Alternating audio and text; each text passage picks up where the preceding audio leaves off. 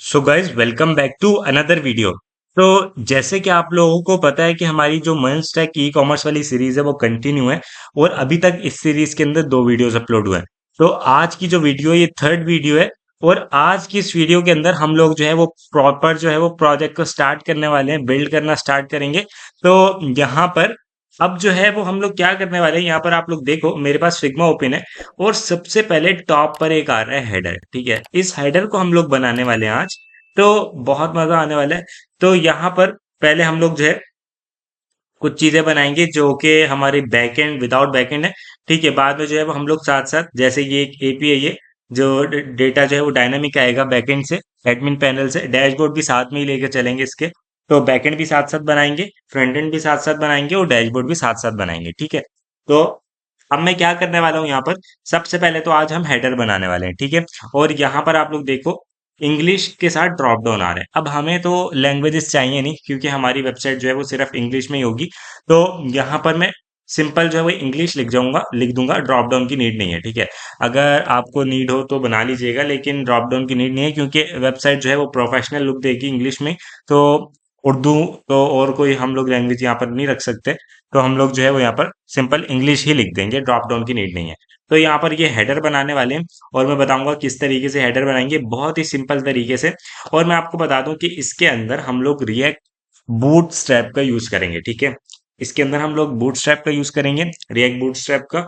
और यहाँ पर जो है वो मैं अब ओपन कर लेता हूँ अपना फ्रंट एंड वाला फोल्डर और यहाँ पर मैं सिंपल आ जाता हूँ और लिखता हूँ CMD और यहाँ पर सिंपल लिखूंगा कोड स्पेस डॉट। ठीक है, कोड स्पेस डॉट लिखने से क्या होगा कि ये जो मेरा फोल्डर है वो VS कोड के अंदर ओपन हो जाएगा। तो यहाँ पर अब मैं ये जो मेरा CMD इसको मैंने क्लोज किया और कल हमने हेलो रिएक्ट ऐप चला के देखा था। npm स्टार्ट करता हूँ तो मेरी जो रिएक्ट ऐप है बेसिकली वो स्टार्ट हो जाएगी। तो यहाँ पर ओके, मुझे माई ऐप के अंदर आना है, अब npm स्टार्ट चलाना है। पहले मैं जो है वो बाहर था माई ऐप से, तो अब जो है ये चल जाएगा। अब मुझे यहाँ पर क्या करना है, मैं सिंपल आता हूँ यहाँ पर लिखता हूँ लोकल होस्ट 3000। तो लोकल होस्ट 3000 लिखने से जो है वो यहाँ पर मेरा ये स्टार्ट हो जाएगा। तो यहाँ से मैं इसको क्लोज कर दूंगा, मुझे इस पे नहीं चाहिए। तो यहाँ पर अब आप लोग देखो हेलो रिएक्ट ऐप लिखा हुआ आ रहा है। अब मैं कोड को क्लीन करूंगा, इंडेक्स डॉट सी एस मुझे नहीं चाहिए, मुझे app dot test dot JS नहीं चाहिए। इसके अलावा मुझे ऐप डॉट CSS चाहिए बट ये कोड नहीं चाहिए। इसके अलावा यहाँ पर लोगो डॉट SVG नहीं चाहिए, मुझे ये भी नहीं चाहिए। और इसके अलावा ये भी नहीं चाहिए। ये सारी मैंने फाइल्स डिलीट कर दी। अब इंडेक्स डॉट HTML में ये सॉरी JS में ये भी नहीं चाहिए, ना ये चाहिए, ना अब ये तो है ही नहीं, ये भी नहीं चाहिए। ठीक है, तो मेरा कोड जो है वो काफी क्लीन हो चुका है। सिर्फ पब्लिक के अंदर इंडेक्स डॉट HTML और ये लोगोज भी अगर नहीं चाहिए तो ये हटा दो, ये भी नहीं चाहिए। और इसके अलावा जो है ये भी नहीं चाहिए। ठीक है, और बस ये चीजें रहने देते हैं। इसके अलावा यहाँ पर अब आप लोग देखो app dot CSS, app dot JS और इंडेक्स डॉट JS रह गई। तो यहाँ पर आप लोग देखो मेरा जो कोड है वो बिल्कुल क्लीन हो चुका है। अब सबसे पहले मुझे क्या चाहिए, मैं कुछ स्टाइल जो है वो CSS basically app dot CSS में डालना चाहता हूँ। सबसे पहले तो हमारे पास बाय डिफॉल्ट जो मार्जिन रहेगी वो 0 रहेगी। ठीक है, ये जो बाय डिफॉल्ट आ रही है मैं आपको दिखाता हूँ यहाँ पर। अभी ये अप्लाई नहीं हुई क्योंकि हमने जो है वो ऐप डॉट JS के अंदर इसको इंपोर्ट नहीं करवाया। ठीक है, तो मैं सिंपल क्या करूंगा, लिखूंगा ऐप डॉट CSS को मैंने इंपोर्ट करवा दिया। तो यहाँ पर देखो ये मार्जिन और पैडिंग जो है वो अप्लाई हो जाएगी, बिल्कुल 0 0 हो गई। अब मुझे क्या करना है, मुझे फॉन्ट फैमिली चाहिए। ठीक है, तो मैं गूगल फॉन्ट्स के ऊपर जाऊंगा, गूगल फॉन्ट्स। ठीक है, गूगल फॉन्ट्स, और गूगल फॉन्ट्स पर जाने के बाद में ब्राउज फॉन्ट्स गूगल फॉन्ट्स पर क्लिक करूंगा। ठीक है, तो आपने इस लिंक के ऊपर आ जाना है fonts.google.com। और यहाँ पर आप लोग देखो पॉपिंस यूज हुआ हुआ आई थिंक, तो मैं पॉपिंस को जो है वो यहाँ पर कॉपी कर लूंगा यहाँ से। ये देखो पॉपिंस, तो यहाँ पर जो है मैं यहाँ पर लिखता हूँ सिंपल पॉपिंस। तो यहाँ पर मैं क्लिक करूंगा और यहाँ पर सेलेक्ट कर लूंगा अपनी मर्जी के। तो गेट फॉन्ट पे मैं क्लिक करता हूँ और बाय डिफॉल्ट गेट एम्बिट कोड। ठीक है, और यहाँ पर मुझे आ जाना है इम्पोर्ट पर। ठीक है, इम्पोर्ट पे मैं क्या करूंगा, इसको यहाँ से कॉपी कर लूंगा। यहाँ से कॉपी करने के बाद मैं आ जाऊंगा ऐप डॉट CSS में और यहाँ पर टॉप पर मैं इसको पेस्ट कर दूंगा इससे भी पहले। ठीक है, यहाँ पर मैंने पेस्ट कर दिया।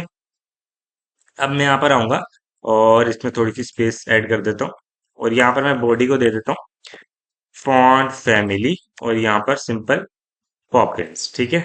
फॉन्ट फैमिली मैंने पॉपिंस दिया, तो यहाँ पर देखो पॉपिंस जो है वो अप्लाई हो गया। पॉपिंस जो है वो पर्सनल मेरा फेवरेट फॉन्ट है।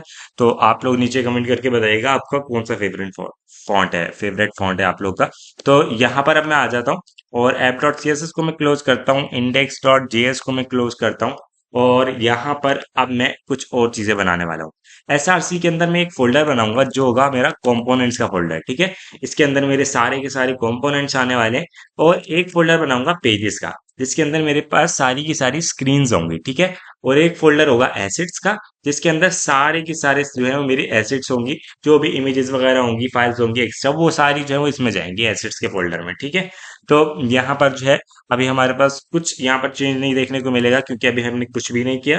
अब मैं यहाँ पर आऊंगा और यहाँ पर एक मैं बनाऊंगा फोल्डर जो मेरा होगा टॉप हेडर के नाम से, ठीक है। Top header, right. Top header के अंदर मैं एक और फाइल बनाने वाला हूँ, टॉप हेडर डॉट जेएस, ठीक है। टॉप हेडर, और हेडर की स्पेलिंग रॉन्ग हो गई, तो यहाँ पर मैं कुछ इस तरीके से कर लेता हूँ, ठीक है। Top header dot JS. अब मैंने आपको बताया था ये एक्सटेंशन डाउनलोड कर लेना आप लोग। तो आई होप आप लोगों ने कर ली होगी। React arrow function component export में सिंपल अगर RAFC लिखूंगा तो ये पूरा का पूरा सिंटेक्स मेरे पास आ जाएगा। अभी के लिए मैं जस्ट यहाँ पर डाल रहा हूँ टॉप हेडर, ठीक है, टॉप हेडर। और यहाँ पर अगर मैं आऊँ ऐप डॉट जेएस में और यहाँ पर मैं इसको हटा दूँ, अब यहाँ पर एक फ्रेगमेंट का यूज करूंगा और यहाँ पर सिंपल मैं इंपोर्ट कर लेता हूँ टॉप हेडर, ठीक है। तो टॉप हेडर यहाँ पर मैंने इंपोर्ट करवा लिया। और यहाँ पर मैं इस तरीके से इंपोर्ट कर लेता हूँ, import top header from this, okay. तो ये इंपोर्ट हो गया ऑटोमेटिकली। तो अब मुझे क्या करना है, आई थिंक ये सही इंपोर्ट नहीं हुआ, मैं खुद मैनुअली कर लेता हूँ। टॉप हेडर फ्रॉम कहाँ से, फ्रॉम टॉप हेडर, और इसके अंदर से जो हमारा टॉप हेडर का कंपोनेंट है उसको मैं यहाँ से इंपोर्ट कर रहा हूँ, राइट। हो गया। सो मेरा टॉप हेडर जो इंपोर्ट हो गया होगा, मैं यहाँ पर रिफ्रेश करता हूँ और अभी भी हेलो रिएक्ट ऐप लिखा आ रहा है, ऐसा क्यों हो रहा है? अच्छा सॉरी गाइज, यहाँ पर मैंने टॉप हेडर के अंदर ही उसको इंपोर्ट करवा लिया। मुझे ऐप डॉट जेएस में इंपोर्ट करवाना था, सॉरी। तो यहाँ पर टॉप हेडर लिखा था, मैंने यहाँ पर इंपोर्ट करवाना था, मैंने गलती से जो है उस कंपोनेंट में ही इंपोर्ट करवा दिया। तो यहाँ पर सिंपल मैं लिखूंगा टॉप हेडर, तो इसने मुझे ऑटोमेटिकली सजेस्ट कर दिया कि आप टॉप हेडर को इंपोर्ट करना चाहते हैं कंपोनेंट्स के अंदर से। हाँ, मैं वही करना चाहता हूँ। तो यहाँ पर टॉप हेडर आ गया, राइट। अब मुझे क्या करना है, मुझे जो है कुछ इस तरीके से हेडर चाहिए, टॉप हेडर। तो मैं क्या करूंगा, एक मुझे हाइट चाहिए और एक वेट चाहिए 100% की। तो टॉप हेडर के अंदर ही मैं एक फाइल बनाऊंगा इसकी CSS की, ठीक है। तो top header dot C S S की एक फाइल बनेगी, top header dot C S S.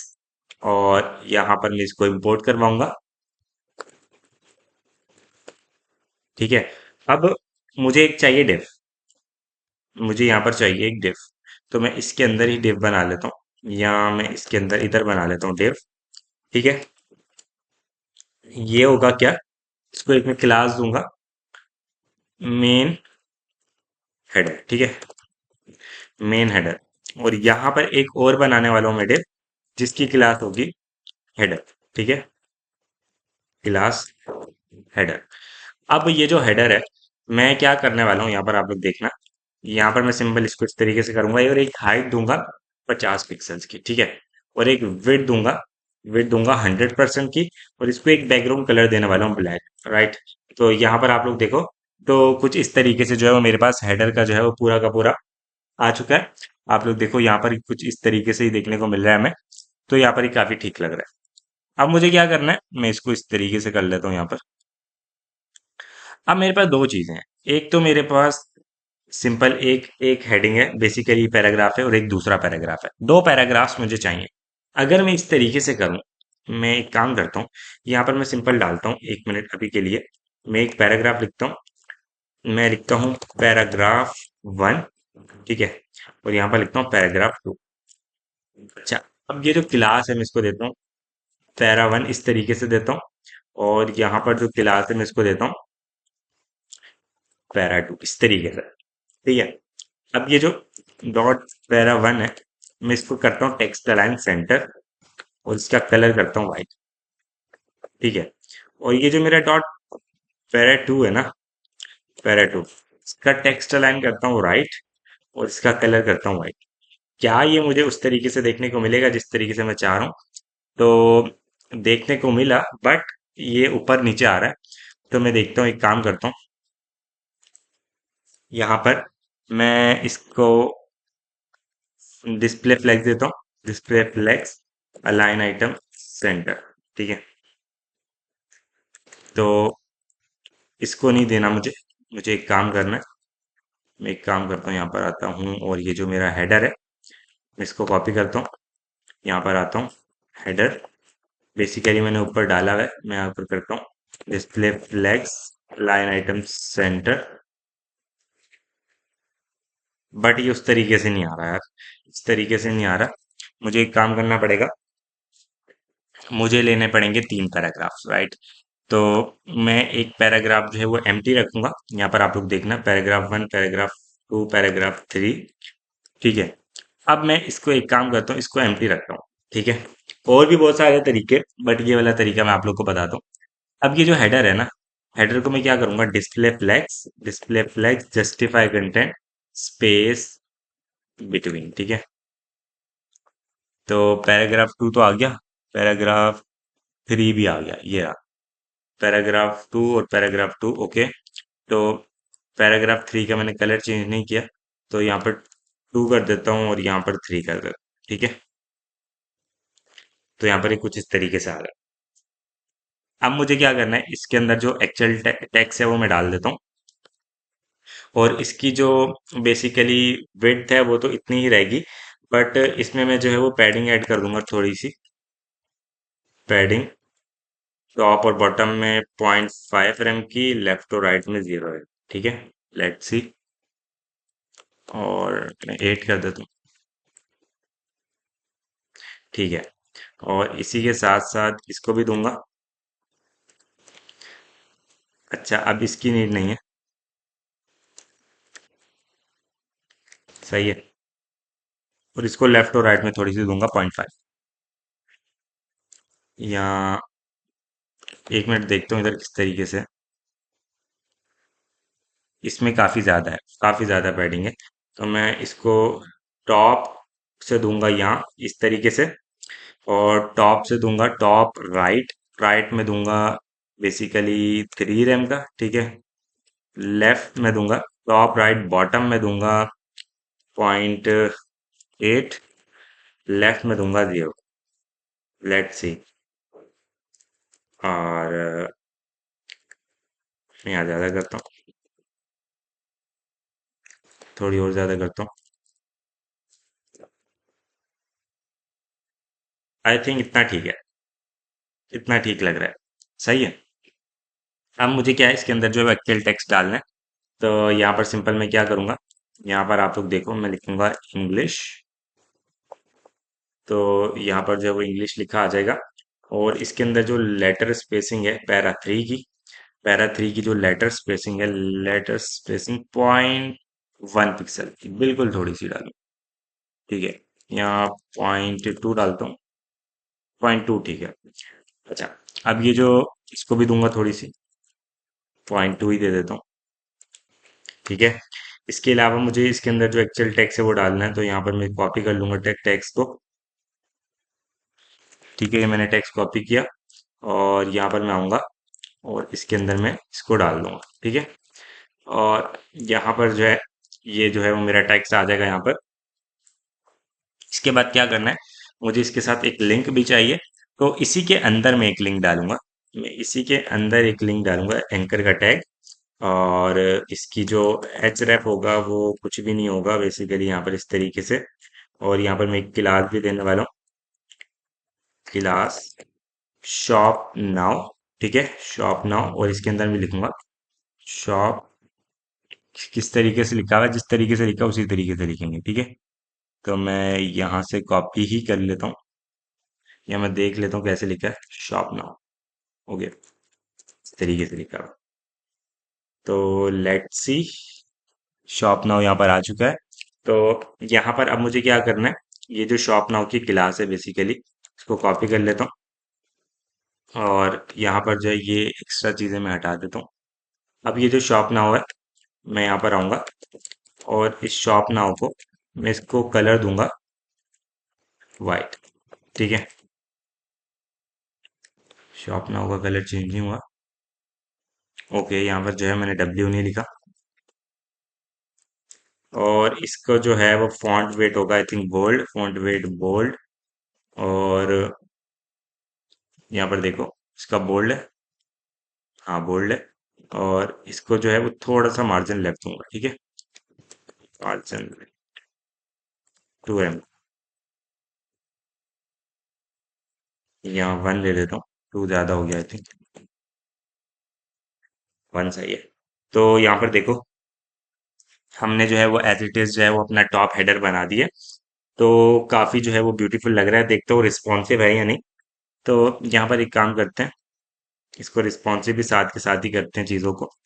तो यहाँ पर रिस्पॉन्सिव पे मैं आता हूँ और यहाँ पर आने के बाद मैं क्या करूँगा, यहाँ पर आने के बाद 870 पे मैं एक मीडिया क्वेरी लगाऊंगा, ठीक है। 870 पे मैं एक मीडिया क्वेरी लगाऊंगा। यहाँ पर आप लोग देखना, रिस्पॉन्सिव, रिस्पॉन्सिव हेडर, ठीक है। तो यहाँ पर इस तरीके से मैं लिखूंगा @media screen and maximum weight अगर तो 870 पिक्सल है, ठीक है, 870 पिक्सल्स है। तो आप क्या करो, आप जो है वो यहाँ पर एक रिस्पॉन्सिव बनाओ डिजाइन को, जो कि हमारा पैराग्राफ 2 है। उसको क्या करना है, मुझे मुझे जो है उसका फॉन्ट साइज कम करना है, ठीक है। मैं इसको सिंपल यहाँ पर आऊंगा और इसका इस सबको हटाऊंगा, यहाँ पर सिंपल लिखूंगा फॉन्ट साइज, मैं लिखूंगा 12 पिक्सल, ठीक है। तो यहाँ पर देखो 12 पिक्सल का जो है वो इसका फॉन्ट साइज हो जाएगा। इसी के साथ साथ मुझे इसका जो फॉन्ट साइज है पैरा थ्री का, पैरा थ्री का राइट, तो पैरा थ्री का जो फॉन्ट साइज है वो भी कम करना है। तो यहाँ पर मैं कुछ इस तरीके से ही करूंगा और इसका जो फॉन्ट साइज है वो भी 12 पिक्सल्स का हो जाएगा।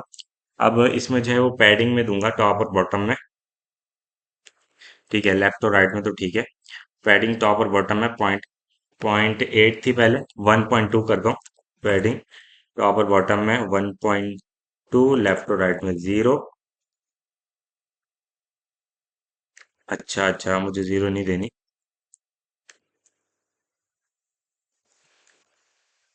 देखो तो टॉप और बॉटम में मैंने दी और लेफ्ट और राइट में मैं कितनी करता हूँ, 3 करता हूँ, ठीक है। तो मैं 5 करता हूँ जरा, ठीक है। मैं यहाँ पर आता हूँ,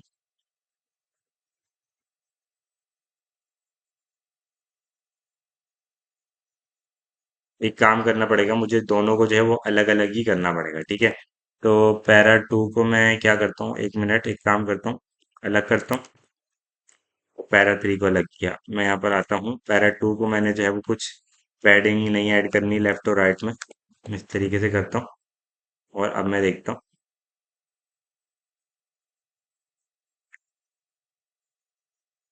यहाँ पर आने के बाद 1 मिनट, शुरू से आता हूँ मैं यहाँ पर।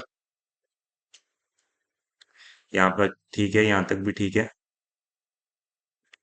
700, 700, 720 पे एक मीडिया क्वेरी लगा देता हूँ, ठीक है। 720 या 730 पे लगा देता हूँ। 730 पे इस वाले को मैं थोड़ा सा मार्जिन लेफ्ट दूंगा, ठीक है, 730 पर। तो यहाँ पर मैं आता हूँ और एक मीडिया क्वेरी लगाता हूँ, @media screen and maximum weight 730 pixels है अगर, तो क्या करो, ये जो मेरा पैराग्राफ 2 है, बेसिकली पैराग्राफ 2, मैं इसको टॉप और बॉटम में बेसिकली मैं मार्जिन लेफ्ट दे देता हूँ बस, या padding left, padding left 2 mm की। और इसकी जो विड्थ है वो मैं 100% करता हूँ, विड्थ 100%। बट इस तरीके से नहीं होगा ये। मैं पैडिंग लेफ्ट मैंने दी 2 mm की। और यहाँ पर जो पैराग्राफ 3 है, इसको मैंने काफी ज्यादा दी हुई है, तो इस तरीके से आ रहा है। तो मैं अगर इसको 4 करूंगा तो देखो ये इस तरीके से हो जाएगी, ठीक है। तो अगर मैं अब आऊं, यहाँ पर आऊं और यहाँ पर दोबारा से लेकर आऊं, इसको चेक करूं, अब 699 पे एक और मीडिया क्वेरी लगेगी, जिसमें इसकी जो है वो और कम होगी, ठीक है। 699, राइट। हाँ, 699। 699 पे एक और मीडिया क्वेरी लगेगी। यहाँ पर आता हूँ और 699 करता हूँ, 699। और यहाँ पर मैं इसको हटाता हूँ, और ये जो है मेरा, इसको मैं कॉपी करता हूँ, और इसको मैं यहाँ पर इस तरीके से डालता हूँ। इसको यहाँ पर मैं इसको हटाता हूँ, और इसको मैं क्या करूँगा, मैं दूंगा 2, ठीक है। तो यहाँ पर अब देखते हैं। अब मुझे एक काम करना पड़ेगा कि इसकी जो हाइट है वो थोड़ी सी बढ़ानी पड़ेगी, क्योंकि इससे ज़्यादा जो है वो छोटा नहीं हो सकता। तो अब मैं क्या करूँगा, अब मुझे हाइट बढ़ानी पड़ेगी, ठीक है। कहाँ पर? 634 पर, 634 पर, ठीक है। 634 पर मुझे एक और मीडिया क्वेरी लगेगी, 634 पर। और इसमें मैं क्या करूँगा, इसमें जो है वो मैं इसकी हाइट बढ़ा दूंगा, ठीक है। मैं एक काम करता हूँ, यहाँ पर आता हूँ और जस्ट मैं सारी चीज़ें हटा दूंगा, बस मुझे ये चाहिए। मैं इसकी 80 करता हूँ।